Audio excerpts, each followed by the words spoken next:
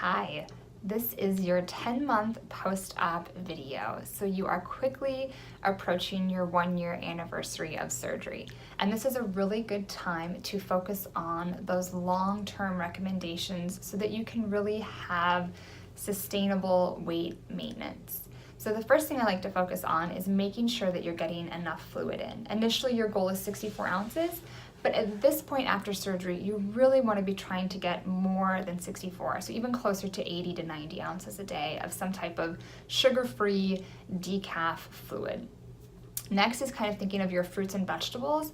And so if you can kind of go back in time and can imagine your food guide pyramid from the 80s and 90s, the grains were sort of the foundation. Well, now we've flipped that and we really want to have those non-starchy vegetables and your fruits as the foundation of your meals and really what you're focusing the most on throughout the day. So protein is still important, but it's not as vital as it was initially after surgery. And that's because at this point, you're healed. Your actual procedure, the surgical procedure, has healed. And so we can really focus more on those vegetables and fruits. So kind of what your serving sizes should be. So you really want to try to have at least 3 to 5 servings of non-starchy vegetables each day. So your non-starchy veggies are everything except like potatoes, corn, peas, and like winter squash.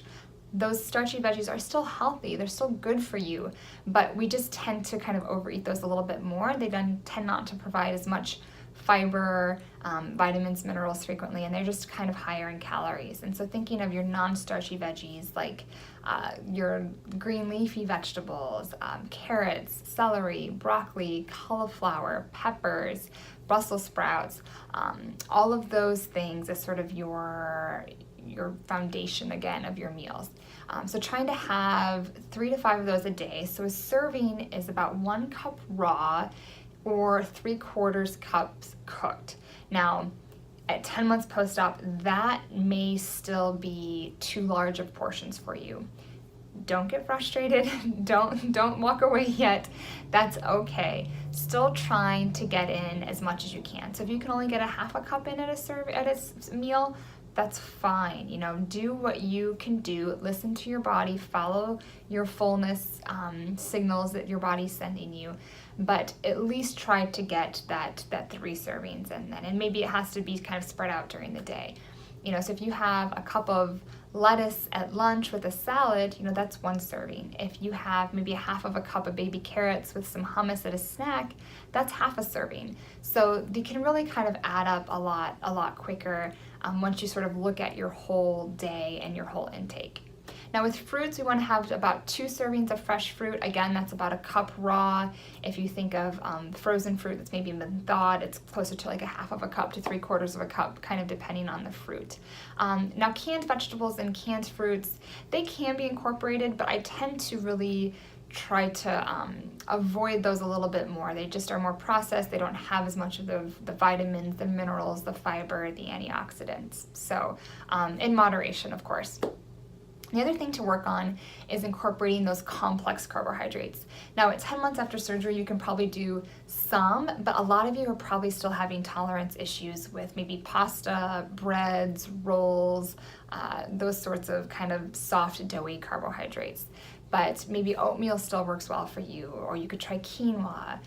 Beans and legumes are really good because they're also very high in protein and have a lot of fiber. So kind of thinking outside the box a little bit too. Along with those carbohydrates, you really want to continue to limit your simple carbs. And these are your chips, pretzels, popcorn, crackers, cookies, granola bars, soda, chocolate, all those sorts of things. You don't have to completely avoid them. And when you do eat them, really be mindful with them, be present, enjoy every single bite, but making sure that those aren't starting to kind of sneak their way in at sort of grazing times or in the evening, especially while watching TV. You know, you want to limit that as much as possible. The other thing to continue to focus on kind of goes along with those simple carbohydrates is just being mindful and being mindful every time you eat, whether it is a snack with broccoli and carrots and an apple, or if it is a handful of potato chips. You know, enjoy it, be present. You know, if you're going to eat something, you really want to taste every single bite. And that's so crucial so that you're not kind of feeling like you're always on a diet. That can really kind of perpetuate this whole cycle of the yo-yo dieting and the weight gain and the weight loss all over again. And ultimately, that's really our goal, is to kind of prevent you, or to keep you from having to feel like you're on a diet, and to just sort of be able to choose healthy foods and those occasional foods in moderation.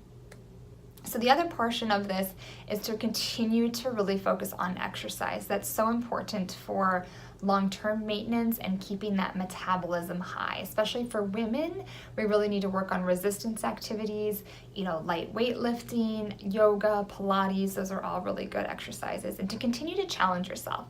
If you're in a routine and you're doing the same exercises, each day or each week, your body gets used to that. It's not really work for your body anymore. So you want to continue to do exercises that challenge you. Once you start to get into a routine, change it up a bit. Maybe add some more resistance, or go a little bit longer, or try to do something a little bit faster or harder.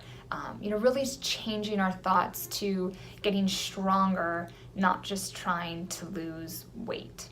The other thing is to kind of constantly evaluate where you are, and to notice maybe little habits that are starting to creep in, whether they're good or bad, and really sort of noticing, if something is kind of a bad habit, looking at it deeper and really thinking, well, what's bringing this on? What can I do to support myself? How can I ask those around me to be more supportive of my decisions, or to help me with this? So as soon as you start to notice something that maybe is becoming an issue, or could become an issue, really addressing it and trying to get to the root of it, if that makes sense.